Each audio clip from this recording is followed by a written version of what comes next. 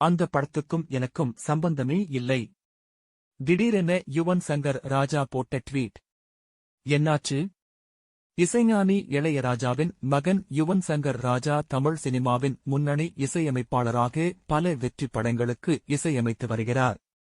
வெங்கட் பிரபு இயக்கத்தில் தளபதி விஜய் நடித்து வரும் the greatest of all time படத்திற்கும் அவர்தான் இசையமைப்பாளர். அஜித்தின் வலிமை படத்தில் இவர் இசையமைத்து வந்த போது ஏற்பட்ட பிரச்சினை காரணமாக விலகிவிட்டார். மற்ற இசை பணிகளை ஜிப்ரான் தான் கவனித்து வந்தார். சமீபத்தில் ராம் இயக்கத்தில் நிவின் பாலி, அஞ்சலி, சூரி நடிப்பில் உருவாகியுள்ள 7 கடல் 7 மலை படத்தில் இடம்பெற்ற மறுபடி நீ பாடல் வேற லெவலில் ரசிகர்களை கவர்ந்தது. அந்த பாடலை நடிகர் சித்தார்த் பாடியிருந்தார். ஆர்.கே. சுரேஷ் தென் மாவட்டம் போஸ்டர். ஆர்.கே. சுரேஷ் எழுதி இயக்கி நடிக்கப் போகும் தென் மாவட்டம் படத்தின் போஸ்டரை வெளியிட்டு இருந்தார்.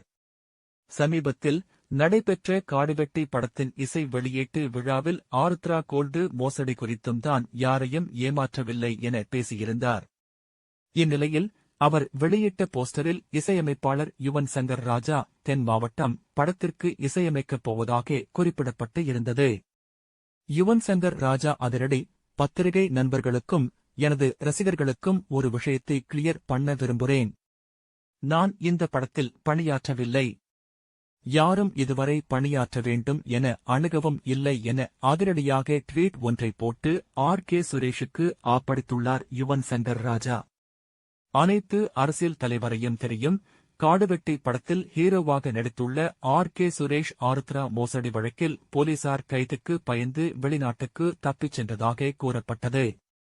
பின்னர் தன் மீது எந்த தவறும் இல்லை என கூறிய ஆர்.கே. சுரேஷ் காடுவெட்டி படத்தை ரிலீஸ் செய்யும் முயற்சியில் ஈடுபட்டு வருகிறார். இசை வெளியீட்டு விழாவில் பேசிய ஆர்.கே. சுரேஷ் தனக்கு அனைத்து அரசியல் தலைவர்களையும் தெரியும் என்றும் இதுவரை யாரையும் ஏமாற்றவில்லை என்றும் கூறியிருந்தார்.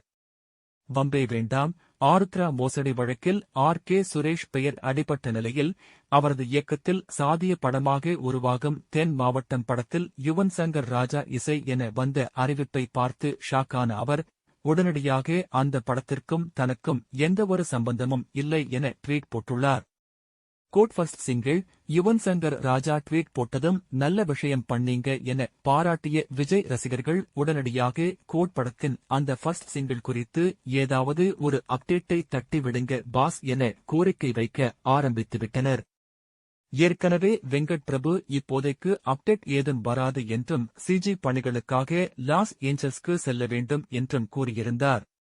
மே மாதத்திற்கு பிறகுதான் கோட் படத்தின் ஃபர்ஸ்ட் சிங்கிள் வரும் என்றும் தீபாவளிக்கு படம் வெளியாகும் என்றும் கூறுகின்றனர்.